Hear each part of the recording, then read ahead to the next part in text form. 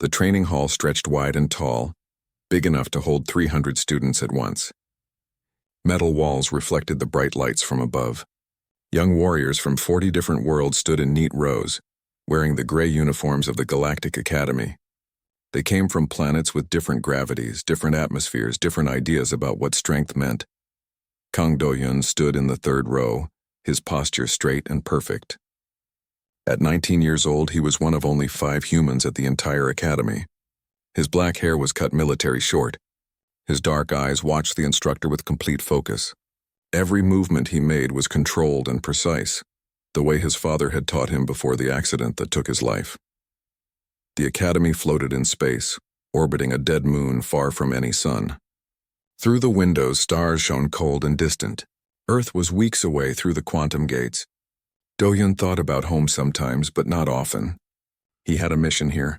His father had died serving Earth's military. Do-hyun would honor that sacrifice by serving something bigger than one planet. He would help humanity find its place among the stars. Instructor Vren walked between the rows of students, his forearms crossed behind his back. He was Kalthari, a species that looked like walking reptiles with scaled skin the color of old bronze. His species had been warriors for thousands of years before humans even invented writing. The Kalthari taught discipline through action, not words. They believed in correction through physical touch. Today's exercise was tactical formation. The students had been divided into squads of 8. Each squad had to move through a simulated battlefield displayed on the massive screens that covered the walls. Enemy positions appeared as red dots. Objectives glowed blue. The squads had to reach their targets while following specific movement patterns. Do-hyun's squad was doing well. They moved together like parts of a machine. Left, right, forward, cover. Every student knew their role. But then Do-hyun saw something the others missed. One of their squad members, a thin insectoid named Rixus, had fallen behind. An enemy position had cut him off. In a real battle, Rixus would be dead in seconds. The formation rules said to keep moving. Never break the pattern. The mission came before any individual soldier. That was what Instructor Vren had taught them. That was what the Kalthari believed. But Do-hyun remembered his father's last words to him, spoken in a hospital bed after the training accident. Take care of your team. The mission matters, but your people matter more. Do-hyun broke formation. He moved fast, faster than most of the alien students could follow. Human muscles were built for quick bursts of speed, designed by evolution on a high-gravity world where being slow meant being eaten. He reached Rixus in seconds, pulled the insectoid behind cover, and provided suppressing fire while Rixus caught up to the squad. They completed the mission. Every squad member survived. By human standards, it was a perfect success. Instructor Vren did not see it that way. The simulation ended. The screens went dark. The students stood at attention, waiting for the instructor's evaluation. Vren walked slowly along the rows, his clawed feet clicking on the metal floor. He stopped in front of Do-hyun's squad. You completed the objective, Vren said. His voice was deep and rough, like stones grinding together. But you violated protocol. Formation discipline is absolute. When one soldier breaks pattern, the entire squad becomes vulnerable. He turned to face Do-hyun directly. Cadet Kang, you chose to abandon your position. Explain. Do-hyun kept his eyes forward. Sir, Cadet Rixus was in danger. I assessed that saving a squad member was worth the tactical risk. You assessed incorrectly. Vren stepped closer. In real combat, your decision would have exposed 6 other soldiers to enemy fire. You risked the many to save the one. That is emotional thinking. Emotional thinking kills warriors. Sir, with respect, we saved everyone. Do-hyun kept his voice level and calm. No one died. The mission succeeded. This time, Vren's forearms unfolded. You were lucky. Luck is not strategy. Around them, other students watched. Some looked sympathetic. Others seemed to agree with Vren. This was the challenge of a multi-species military academy. Every species brought their own culture, their own beliefs about right and wrong. The Kalthari valued discipline above all else. Humans valued adaptability and individual judgment. Neither was completely right or completely wrong. But in this moment, in this place, Vren's authority was absolute. Physical correction, Vren announced. To reinforce the lesson, several students shifted uncomfortably. Physical correction was standard practice in the academy. For most species, it meant a sharp strike to the shoulder or back. Nothing that caused real damage, just enough pain to create a strong memory association. When you broke the rules, there were consequences. The body remembered what the mind might forget. Do-hyun understood. He had been through basic training on Earth. He knew about discipline and consequences. He nodded once, accepting the judgment. What happened next took less than 2 seconds. Vren moved with the casual confidence of an instructor who had done this thousands of times. His upper right arm swung in a controlled arc. He aimed for Do-hyun's face, intending a sharp slap that would sting but not injure. For a Kalthari student or a Rigelian or most other species, the blow would have been painful but harmless. Their bones were denser, their necks thicker and stronger, but Do-hyun was human. And humans had a weakness that few species in the galaxy shared. The strike connected with the side of Do-hyun's head. The force was moderate by Kalthari standards, but the angle was wrong. The rotation was wrong. The human neck, with its heavy skull balanced on relatively thin vertebrae, could not absorb the sudden twisting force. The sound was like a branch breaking. Sharp, final, wrong. Do-hyun's head snapped to the side with terrible speed. His body went instantly rigid, then collapsed. He hit the floor hard, his limbs at strange angles. His eyes were open, staring at nothing. The entire training hall went silent. Vren stood frozen, his arms still extended. His expression shifted from authority to confusion. Around the hall, 300 students stared in shocked disbelief. This was not supposed to happen. Physical correction was standard, safe, controlled. But there was no movement from the human on the floor. No breathing. No response. Rix's, the insectoid Do-hyun had saved, made a high-pitched keening sound of distress. Other students began backing away, their instincts telling them something terrible had happened. Vren lowered his arm slowly. He looked down at Do-hyun's body. Then he looked at his own hand as if it belonged to someone else. In 40 years of teaching, across hundreds of students, he had never seriously injured anyone. The concept seemed impossible. Medical alarms began blaring throughout the academy. Automated sensors had detected a biological crisis. Emergency response teams were already on their way. But in that moment, standing over the motionless body of a human cadet, Instructor Vren understood something with terrible clarity. He had just killed a student. Not in combat, not in a training accident with malfunctioning equipment. With a simple disciplinary strike he had delivered 10,000 times before. The human boy who had broken formation to save a friend would never stand again. The medical team arrived within 30 seconds. They rushed through the training hall doors with equipment floating on anti-gravity platforms. Chitara, the head medical officer, moved on her 6 legs with frightening speed. Her insectoid eyes processed information faster than most species could blink. She had seen injuries before, thousands of them. But when she reached Do-hyun and began scanning, her antenna-like sensors trembled. The readings were catastrophic. Complete spinal severance at the second cervical vertebra. For most coalition species, this was painful but survivable. Their nervous systems had redundancies, backup pathways. Medical technology could bridge the gap, rebuild the connections. Not for humans. Chitara had studied human anatomy when the first cadets arrived 3 years ago. She knew about their peculiar vulnerabilities. The human spine was a single critical pathway with no redundancy. Damage at this location meant instant death or permanent paralysis. And in this case, the damage was too severe. The brainstem had been compromised. She tried anyway. Her team deployed nanomachines designed to repair nerve tissue. They attempted electrical stimulation to restart autonomous functions. They used every technique that had saved 1,000 different species from similar injuries. Nothing worked. Human biology was too different, too specialized, too fragile in this specific way. After 8 minutes of desperate effort, Chitara had to accept reality. She looked up at Commander Galora, who had arrived moments earlier. The station commander was a 3-eyed amphibian who had seen war, disaster, and tragedy across 50 years of service. But even she looked shaken. "He is gone," Chitara said softly. "The human is dead." The words fell like stones into still water. Ripples of shock spread through everyone present. Dead, from a disciplinary strike, from something that happened dozens of times each week across the academy, without serious consequence. Vren still stood where he had been, frozen like a statue. His forearms hung limply at his sides. He stared at Do-hyun's body with an expression that transcended species boundaries. Horror. Disbelief. the crushing weight of something irreversible. Commander Galora began issuing orders. Seal the training hall. No one leaves until security interviews them. Contact Earth's embassy immediately, and someone get Instructor Vren to a holding room. Now. Two security officers approached Vren carefully. They were not sure if he would resist if he even understood what was happening, but the Kalthari instructor moved with them without protest. He walked like a machine that had forgotten its purpose, mechanical and empty. The other 4 human cadets were in different parts of the station. The emergency alert reached them simultaneously. Report to the medical center immediately. Critical incident. Human cadet involved. Park Minho was in the observation deck when the message came through.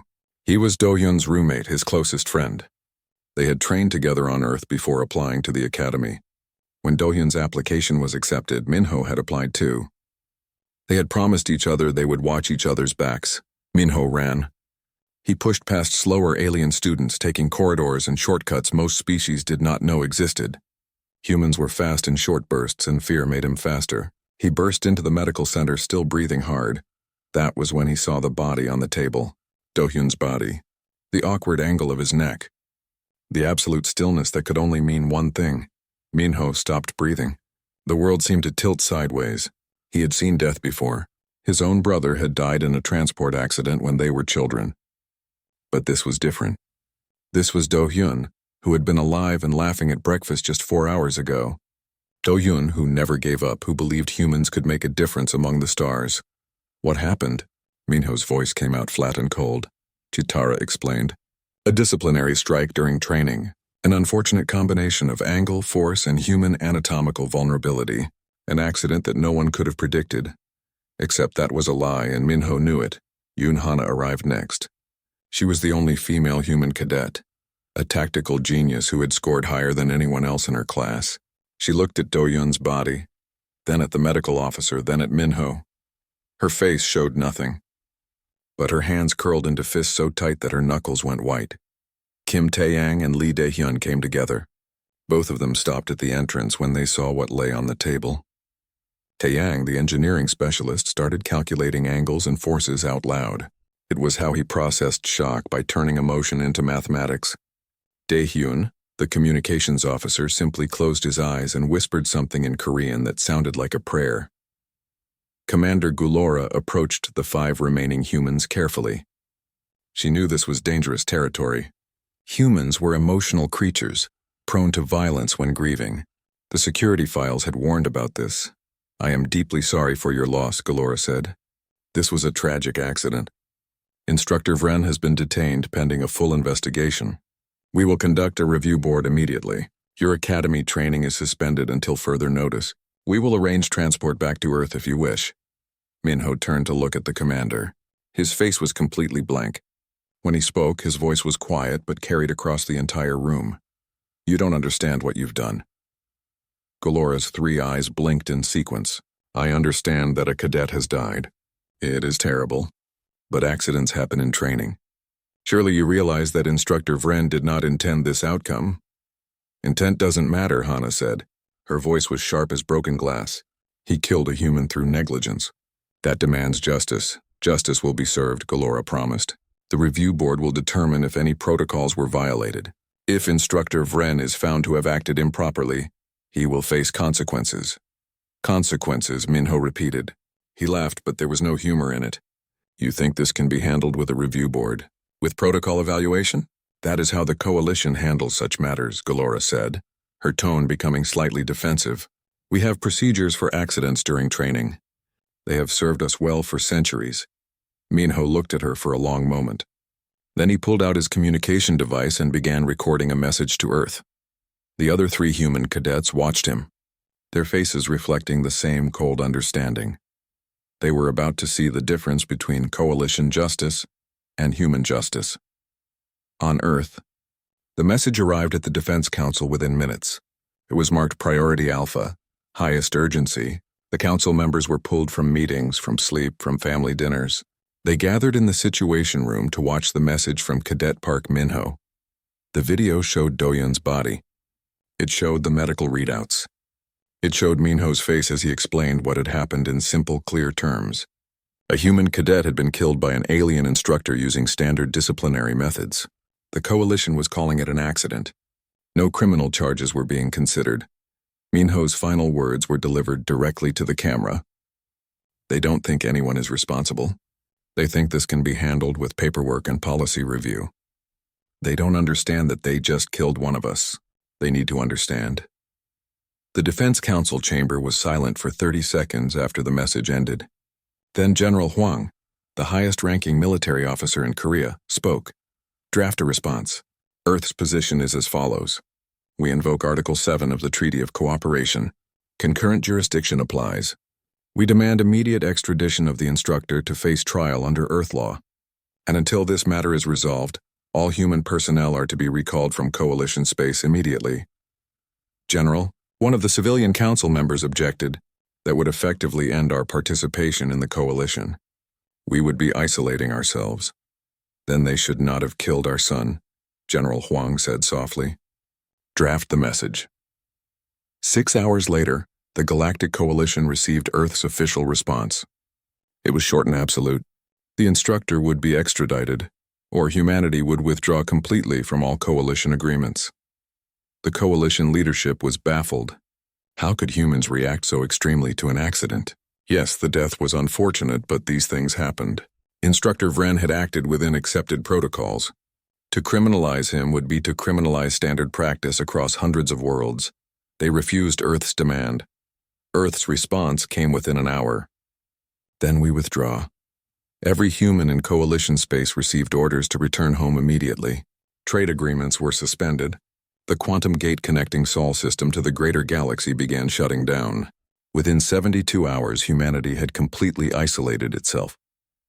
In the station's temporary holding room, Instructor Vren sat alone. He had been told about Earth's response. He did not understand it. How could the death of one student justify such an extreme reaction? But in his mind, he kept seeing Do-hyun's face in the moment before the strike. The young human had accepted the discipline without complaint. He had nodded, ready to face consequences for breaking formation. He had trusted that the discipline would be fair, that it would hurt but not harm, that his instructor knew what he was doing.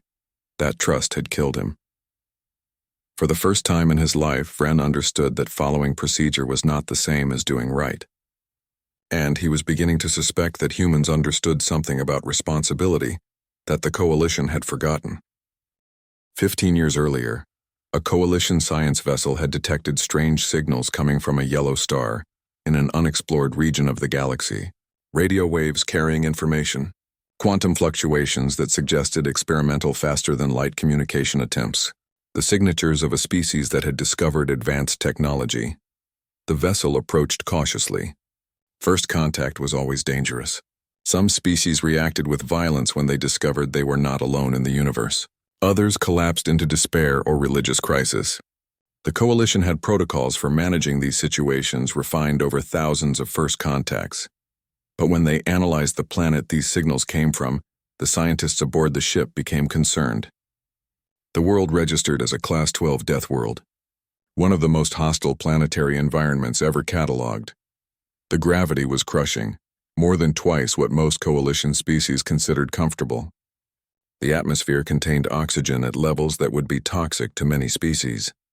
The temperature swings between day and night, between seasons, between geographical regions were extreme. The planet was geologically active, with earthquakes and volcanic eruptions happening constantly. Weather systems generated storms of terrifying power.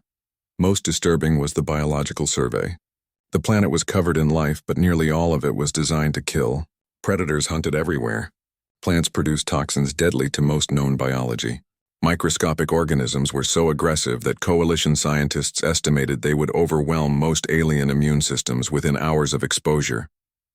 And yet, intelligent life had evolved here. A species that called themselves humans. The xenobiologists began detailed studies before making official contact. What they discovered was both fascinating and frightening. Humans were the product of the most brutal evolutionary environment imaginable. Every aspect of their biology was shaped by constant survival pressure. Their bones were incredibly dense, necessary to function under heavy gravity. Their muscles were packed with fast twitch fibers for explosive movement. Their cardiovascular system could redirect blood flow instantly, supporting fight-or-flight responses of remarkable power. Their healing abilities were extraordinary, allowing them to recover from injuries that would kill most species. But there were weaknesses too. Specific vulnerabilities that evolution had never fully resolved. The human neck was one of these. The heavy skull balanced on relatively thin vertebrae created a structural weakness. Rotational force applied at the wrong angle could cause catastrophic damage. The scientists noted this in their reports. They flagged it as critical information. When official first contact was made and humans eventually joined the coalition, this data was supposed to be distributed to anyone who would interact with humans regularly. It was supposed to be, but information gets lost. Databases grow. Critical warnings become buried under administrative noise. 3 years before Do-hyun's death, when the first human cadets arrived at the Galactic Academy, a medical advisory memo was sent to all instructors. The memo specifically mentioned human anatomical vulnerabilities. It warned about the neck. It recommended avoiding any strikes to the head or upper body during physical discipline. The memo was delivered to Instructor Vren's inbox. It was flagged as critical, but Vren received 47 messages per day on average. Administrative updates, policy changes, supply requisitions, schedule modifications. The flagging system called many things critical. Menu changes in the cafeteria were sometimes marked critical. Software updates were critical. Everything was critical, which meant nothing was odd. Vren never opened the memo. He never read the warnings. He assumed that any species cleared for military training could handle standard disciplinary procedures. The Academy administration had cleared the humans, so they must be resilient enough. That assumption killed Kang Do-hyun. In the present, Park Min-ho refused to leave the station despite Earth's recall order. He invoked his right as a witness to remain for the review board hearing. Coalition law allowed it. Yoon Hana stayed with him. The others returned to Earth reluctantly, promising they would be back if needed. Min-ho began his own investigation. He accessed every database he could reach, used every contact he had made among alien students and staff. He pulled training hall footage, medical reports, and most importantly, Instructor Vren's personnel file. What he found made his blood run cold and his rage burn hotter. Vren had used physical discipline on 127 different cadets over his 40-year career. All had survived without serious injury. The force he used on Do-hyun was actually less than his average, 15% weaker. Vren had instinctively moderated his strength because humans looked smaller than many species. It did not matter. The angle was wrong. The vulnerability was too great. The result was inevitable. But then Min-ho found the medical advisory memo. He found the delivery confirmation showing it had reached Vren's inbox 3 years ago, just days before the first human cadets arrived. He found the access log showing Vren had logged into his message system 4 times in the weeks after the memo was sent. He never opened it. The system showed the memo as unread. Min-ho sat in his quarters staring at the screen for a long time. Then he prepared a report and sent it to Commander Galora with a simple message. This was not an unforeseeable accident. This was negligence. He was warned and chose not to know. Galora reviewed the evidence with growing unease. She had expected the investigation to show that Vren acted in good faith with no way to predict the outcome. This complicated things. The memo proved that information existed, that warnings had been given, but under coalition law this still did not rise to criminal negligence. Instructors received too many communications to read everything. The system was flawed, but the flaw was institutional, not individual. Vren could not be held personally responsible for a broken administrative system. She explained this to Min-ho when he demanded answers. He had the information, Min-ho said, his voice tight with controlled fury. For 3 years he had access to warnings that could have prevented this. He chose not to read them. He received 50,000 messages over that period, Galora countered. No one can read everything. The system failed by treating critical information the same as routine updates. That is not Instructor Vren's fault. Then whose fault is it? Min-ho demanded. Someone is responsible. My friend is dead because someone failed. If it's not Vren, if it's not you, if it's not the Academy, then who? Who answers for Do-hyun's life? Galora had no answer. In coalition culture, responsibility was collective and institutional. When systems failed, you fixed the systems. You did not punish individuals for systemic problems unless malicious intent could be proven. But humans did not think that way. Humans wanted someone to stand in judgment, someone to face consequences. Without that, justice was just empty words.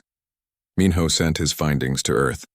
He included the unread memo, the access logs, the timeline showing 3 years of opportunity to learn critical information. Earth's response was even more severe than before. The Defense Force began mobilizing warships. No threats were made explicitly, but the implication was crystal clear. Every vessel capable of combat began moving toward the edges of human-controlled space, taking up defensive positions. The message was simple. You killed one of ours and called it acceptable. We do not accept it. We will never accept it. The Galactic Coalition suddenly understood they were facing something unprecedented. Humans were willing to go to war over a single death, not because they were conquered or enslaved, not because of territorial disputes or resource conflicts, but because one human cadet had died and no one was being held accountable. The Coalition had encountered Deathworld species before, but they had never truly understood what that meant. Deathworld species were survivors of environments that killed the weak without mercy. They were products of brutal selection pressure that taught one lesson above all others. Your tribe is everything. Protect your own. Remember your dead. Demand justice for those who fall. Humans were remembering, and the galaxy was about to learn what that meant. Commander Galora called an emergency session of the review board. She knew that the standard procedures would not be enough. Earth wanted more than policy changes and institutional reforms. Earth wanted someone to answer for Kang Do-yun's death. The question was whether the Coalition's justice system could provide that answer, or whether humanity would take justice into their own hands. The review board convened in a formal hearing chamber deep within the station. The room was designed to accommodate multiple species, with different seating arrangements, atmospheric controls, and translation systems. 5 senior Coalition officers sat in judgment, representing different species and military traditions. Instructor Vren stood at the center of the chamber. His forearms were bound behind his back not with restraints but with traditional Kalthari honor cloth. It was a gesture of respect in his culture, acknowledging the seriousness of the proceedings. His scales had lost their bronze sheen, turning dull gray. He had not slept since the incident. Park Min-ho was permitted to observe but not participate. He sat in the human-designated section, his face carefully neutral. Yoon Hana sat beside him, her hand resting on her communication device. They were recording everything, sending updates to Earth in real time. The proceedings began with a formal reading of the investigation findings. Medical reports were displayed on screens visible to all species. The training hall footage played in slow motion, showing the fatal moment from multiple angles. 300 witnesses had been interviewed. Equipment had been examined for malfunctions. The conclusion was clear. Instructor Vren had acted within established academy protocols. Physical discipline was standard across Coalition training facilities. The force used was appropriate for a cadet of Do-hyun's apparent physical parameters. No malice could be detected. No intent to harm. The cause of death was determined to be an unfortunate interaction between standard disciplinary procedures and undisclosed human physiological vulnerabilities. Then came the question of the medical advisory memo. Vren's defense advocate, a tall crystalline being named Solara, addressed the board. The memo in question was delivered to Instructor Vren's communication system 3 years before this incident. However, the instructor received an average of 47 messages per day during that period. That totals over 51,000 communications. The memo was flagged as critical, but the Academy's flagging system marks approximately 30% of all communications as critical. This includes everything from genuine safety alerts to cafeteria menu changes. Solara displayed examples on the screen. Critical flags appeared on messages about uniform policy updates, supply shipment delays, and maintenance schedules. The word had lost all meaning through overuse. No reasonable individual could be expected to read and memorize every flagged communication, Solara continued. The failure here is systemic, not individual. The Academy created an environment where critical information was buried under administrative noise. Instructor Vren cannot be held responsible for an institutional failure. The board members considered this argument carefully. It made logical sense. In coalition culture, when systems failed, you reformed the systems. You did not destroy individuals for being caught in broken processes. The prosecution presented their case, but it was weak. Coalition law required proof of malicious intent or egregious deviation from accepted standards. Neither existed here. Vren had followed proper procedures. The outcome was tragic but unintentional. After 3 hours of deliberation, the board returned with their verdict. Instructor Vren acted within established protocols and acceptable standards of conduct. While the outcome was tragic, no criminal culpability can be established. The death of Cadet Kang Do-yun is ruled a training accident, resulting from insufficient institutional protocols regarding species-specific vulnerabilities. The board chair continued. Instructor Vren is cleared of all wrongdoing. However, we recommend the following reforms: mandatory species-specific training for all instructors, creation of a dedicated critical safety communication system, and establishment of joint oversight with human participation for any future human cadets. As a gesture of goodwill, the Academy offered to pay full death benefits to Do-hyun's family, establish a memorial scholarship in his name, and implement all recommended reforms within 6 months. To the coalition, this seemed appropriate and generous. They had acknowledged systemic failure while protecting an instructor who acted in good faith. They were offering compensation and promising genuine change. Park Min-ho stood up slowly. He did not say anything. He simply looked at each board member in turn, his expression conveying more than words could. Then he walked out of the hearing chamber in absolute silence. Within the hour, his message reached Earth. They called it an accident. No one is being held responsible. Earth's response was broadcast on all frequencies in every major coalition language. The message was signed by the President, the entire Defense Council, and representatives from every nation on Earth. To the Galactic Coalition. You have rejected justice. You have declared that the life of a human citizen can be taken without consequence, through negligence and institutional indifference. We do not accept this verdict. As of this moment, Earth formally withdraws from all coalition treaties and agreements. All human citizens in coalition space are ordered to return home immediately. Any coalition vessels or personnel entering Sol system will be considered hostile. We will have no further communication until justice is served. The galaxy had never seen anything like it. A species willing to completely isolate itself over a single death. An entire civilization choosing separation over accepting that no one would answer for their fallen citizen. The Coalition Council met in emergency session. They genuinely did not understand. Yes, the death was tragic, but accidents happened. They had followed proper procedures. They had offered compensation and reforms. What more could humanity possibly want? They did not understand that in human culture, especially in the Korean military tradition from which Do-hyun came, justice required accountability. Someone had to stand in judgment. Someone had to face consequences. Without that, all the reforms and compensation in the galaxy meant nothing. Commander Galora was struggling with her own doubts.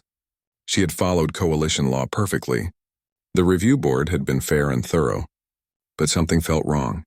She kept thinking about the look on Minho's face as he left the hearing chamber. Not anger, not rage, something worse. Disappointment. As if humanity had hoped for better and been proven wrong. Instructor Vren returned to his quarters, officially cleared of wrongdoing. He should have felt relief. Instead, he felt hollow. The review board had said he was not responsible. But he knew better. He had received the memo. He had chosen not to read it. That choice had consequences. In Kalthari culture, there was an old concept that transcended coalition law. Personal responsibility that existed independent of legal judgments. A warrior who caused death through negligence carried a debt that law could not settle. Only the harmed family could grant absolution or demand atonement. Vren accessed the station's memory archives and pulled up Kang Do-yun's file. He read about the young human's life. Son of a decorated soldier, top of his class, volunteered for the coalition program specifically to build bridges between humanity and the stars. Do-hyun had written in his application essay that he wanted to honor his father's sacrifice by serving something greater than one world, and Vren had killed him with a casual disciplinary strike, the kind he had delivered 10,000 times before, because he did not read a memo, because he assumed all species were equally resilient, because he never asked questions. For the first time in his life, Instructor Vren understood that being legally cleared and being actually innocent were not the same thing. He made a decision that would change everything. Vren requested a private channel to Earth's Coalition embassy. He had a message for humanity, but not one he wanted filtered through Coalition bureaucracy. He invoked an ancient Kalthari custom, the right of personal atonement. When one has caused death through negligence, the responsible party may offer themselves to the victim's family for judgment. It was a sacred tradition, older than spaceflight, rarely used but never forgotten. The embassy staff was shocked but agreed to transmit his message. Vren recorded a video wearing traditional Kalthari mourning attire. I am Instructor Vren of the Kalthari. I have taken the life of Kang Do-hyun through my negligence and failure. Your coalition has called this an accident without blame. But I know truth. I was given knowledge that could have prevented this death. I chose not to receive it.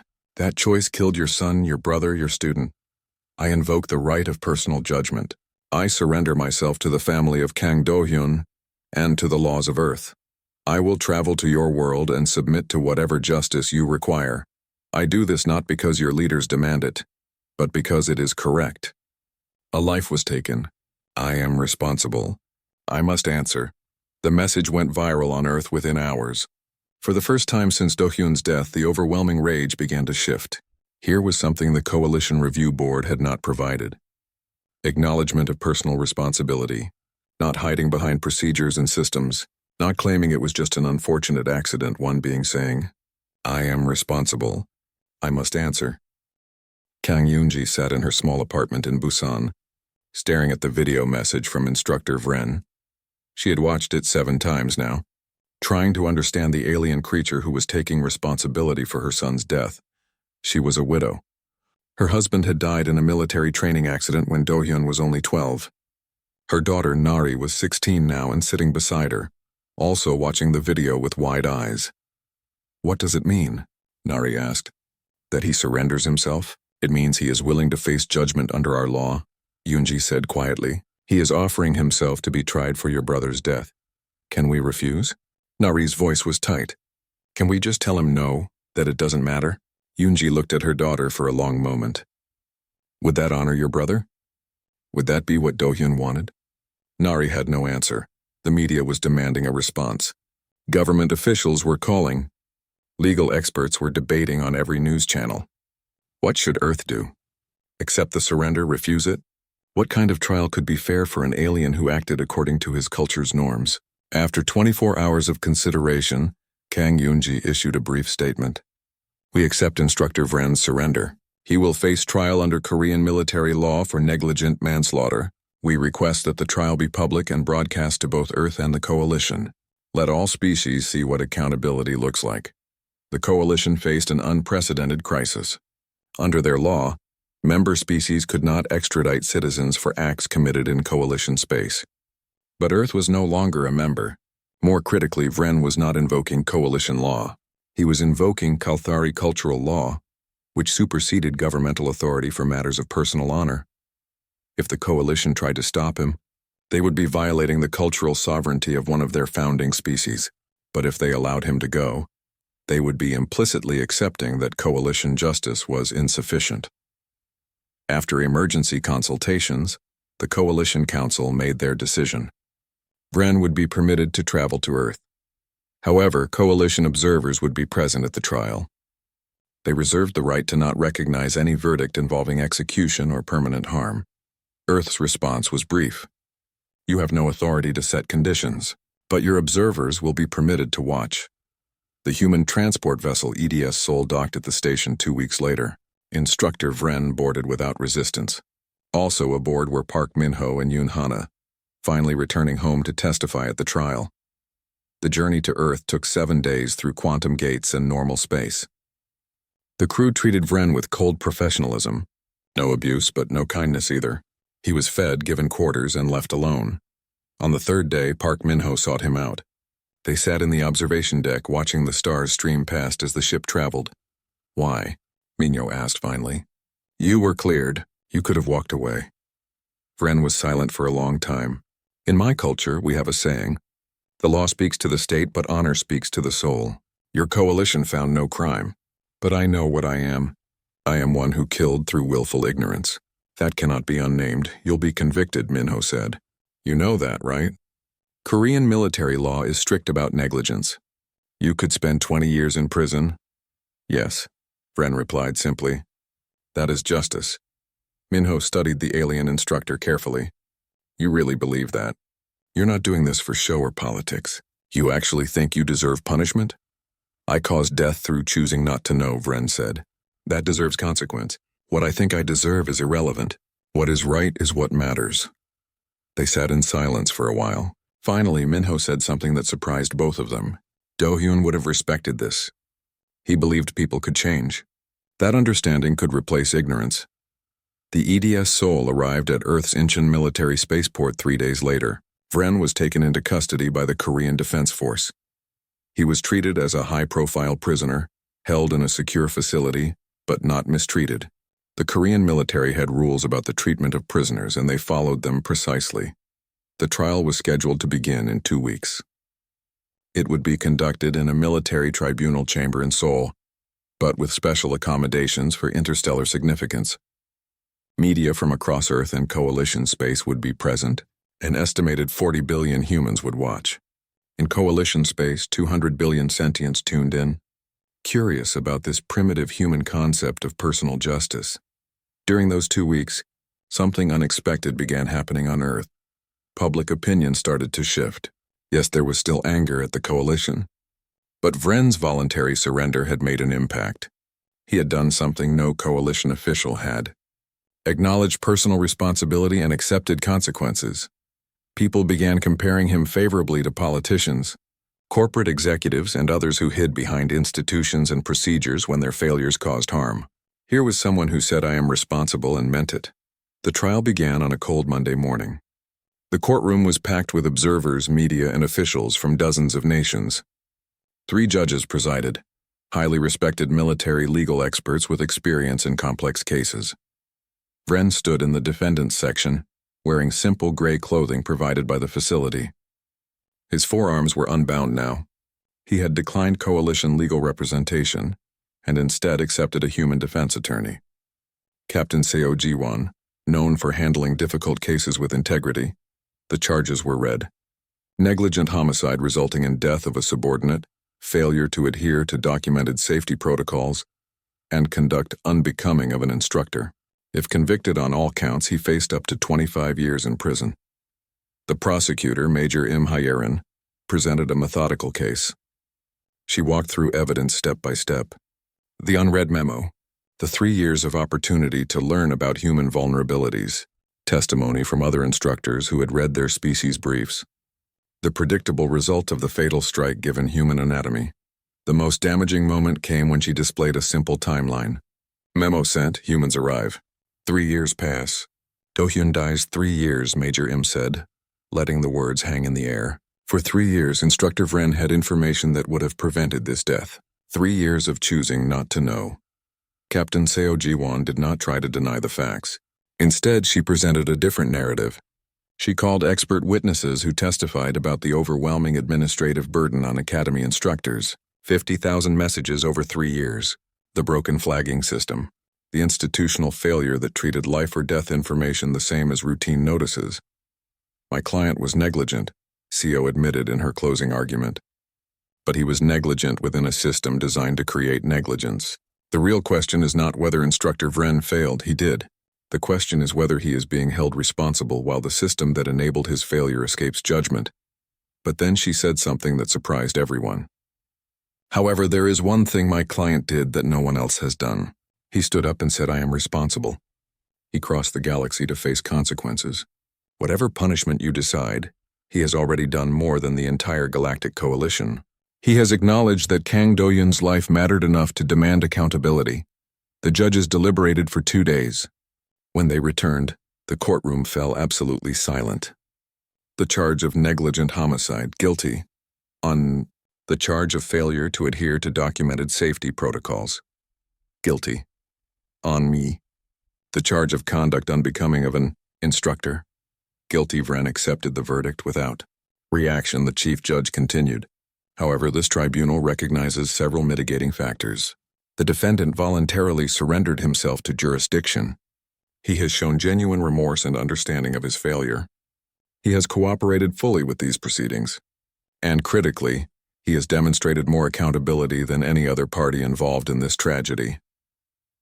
Sentencing: 8 years imprisonment, with possibility of parole after 5 years. Permanent revocation of teaching credentials. Upon completion of sentence, deportation to coalition space with recommendation that he never hold instructional authority again. Additionally, this court orders the following. The Galactic Coalition Academy must implement mandatory species-specific training with annual recertification. Critical safety communications must be delivered through dedicated systems requiring acknowledgement. And the coalition must establish joint oversight with human participation for all human cadets. If these reforms are not implemented within 6 months, Earth will consider it a continued violation of human safety. The courtroom erupted in mixed reactions. Some thought it too lenient. Others thought it too harsh. But most recognized it as something important. An attempt at balanced justice. Vren spoke for the first time since the verdict. I accept this judgment. 3 months after the trial, the Galactic Coalition formally adopted every reform recommended by the Korean Military Tribunal. They established comprehensive frameworks for understanding Deathworld species. They created dedicated safety systems. They invited human oversight officers to participate in all coalition training programs. More significantly, the Coalition Council issued an official statement acknowledging that their justice system had failed humanity. They formally requested that humanity consider returning to the coalition, not as subordinates, but as partners helping to build better systems. After 6 months of negotiations, Earth announced its decision.